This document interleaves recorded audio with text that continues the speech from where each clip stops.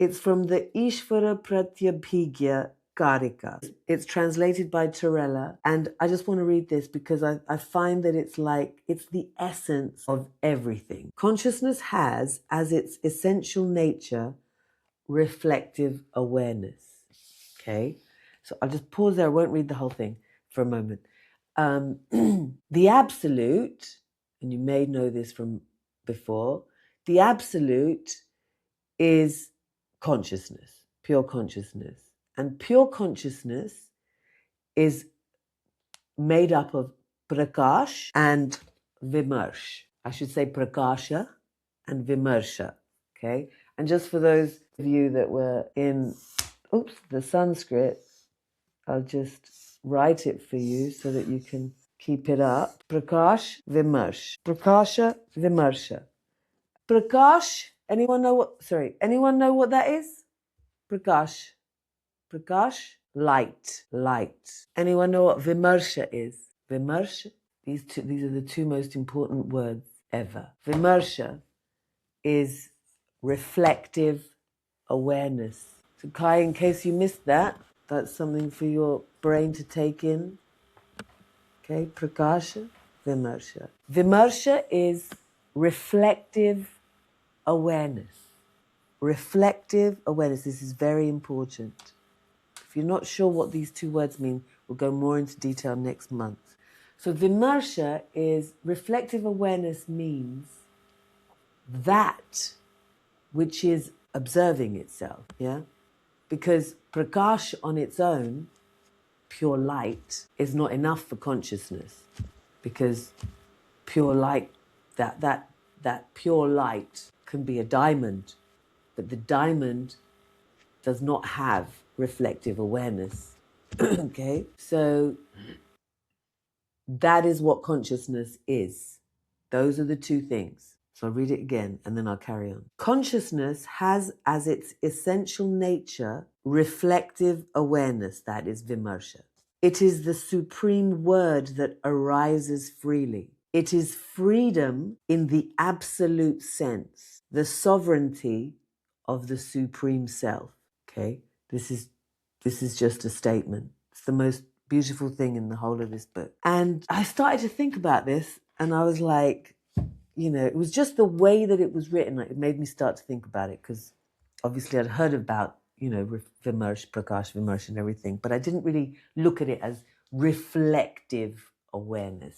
So if I think about reflective awareness, or I'll pass it on to you guys, reflective awareness, okay, what does that mean to you? This is the everything. Reflective awareness. What does that mean to you when you hear it? I'm coming to that in a sec. That's really good. Thank you.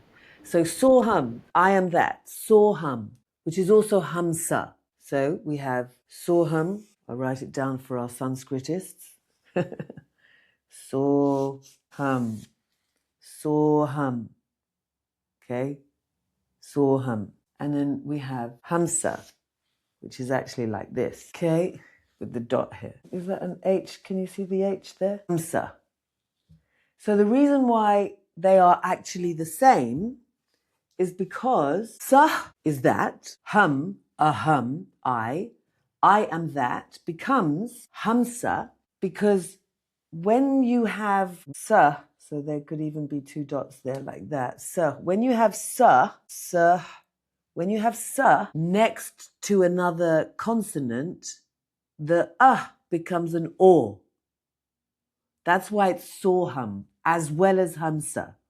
It's the same word, okay? So it's just a change in the letter because of the switch.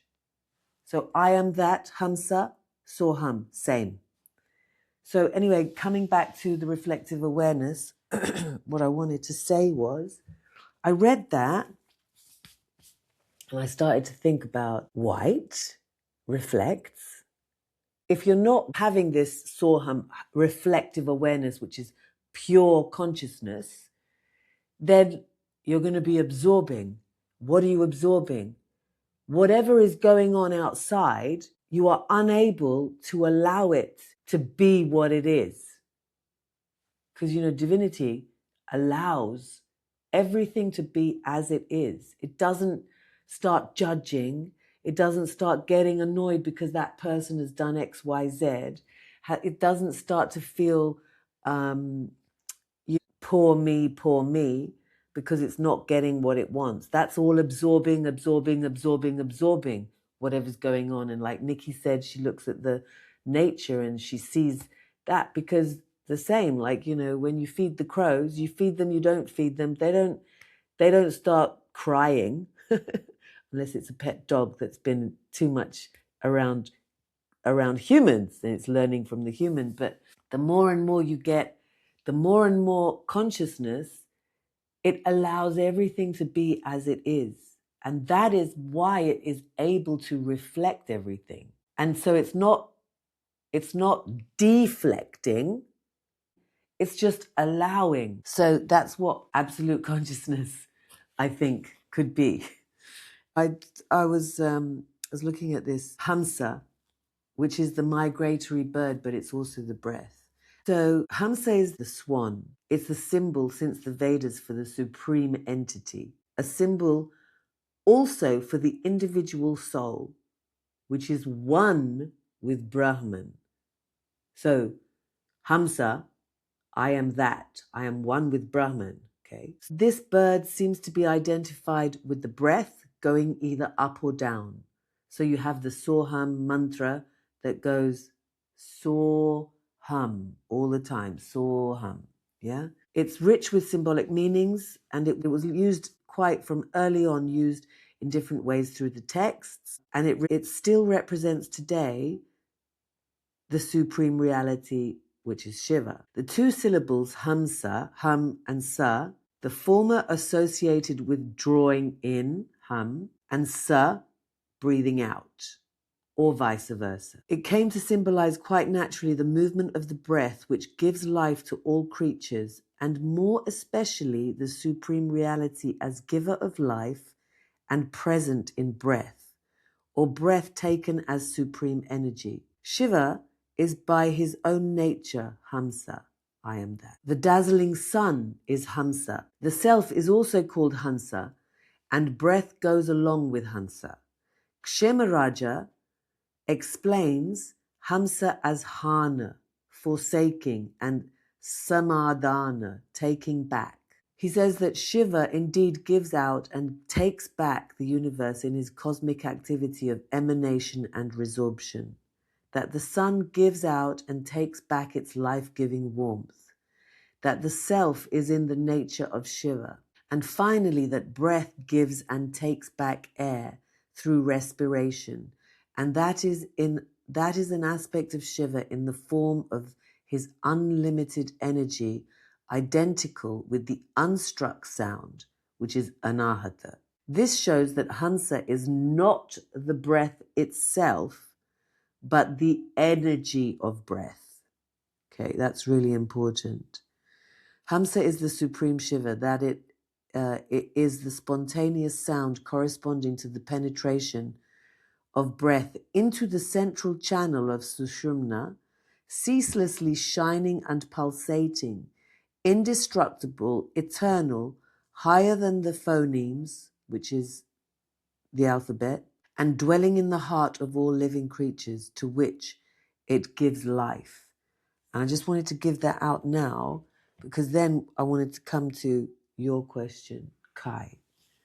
So could you say in-breathing is more related to the transcendent and out-breathing to Shakti manifestation? And I really thought about this. I really thought about it a lot, because at first I was like, no. And no, because if you look at the in-breath, you're taking in the universe. You're taking in the external, this elusive universe comes in through all the perceptions. Yeah. And then when you exhale, if you exhale enough, you die. You know what I mean? And you die to this world. So you end up in this like non-conscious to the outside world state, which relates to, do you remember this unmesh nimesh? When the one eye is open, So Shiva's eye opens internally and closes externally.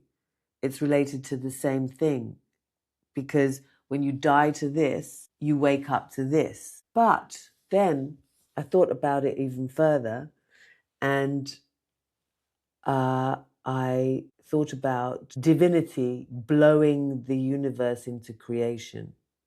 So exhales the universe into creation and inhales it back into itself.